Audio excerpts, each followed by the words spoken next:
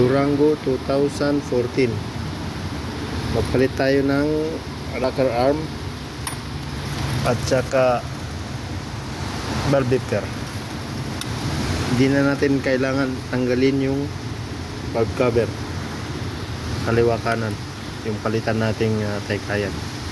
Ang gawin mo lang dyan, yun, yung kadena na yun, yung kadena na yun sa baba, yan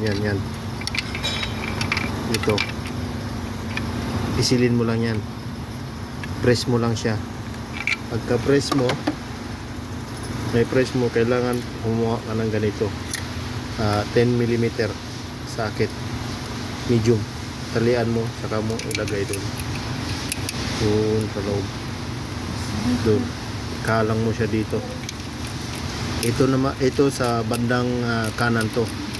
Ganito ang procedure sa may bandang kanan. Sa kaliwa naman, kailangan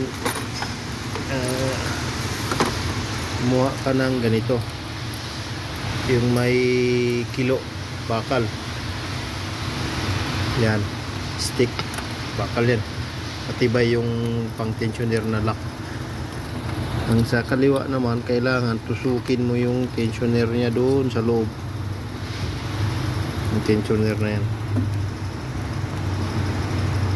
meron yan dyan, yung tensioner niya na yan.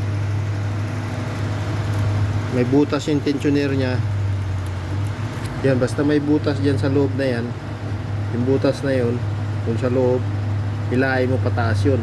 Ngayon saka mo sikwatan naman ito, sisikwatan mo yung timing, kadena niya, tapos lagyan mo naman ng lock katulad nito, ilagay mo naman siya dito, ganun lang.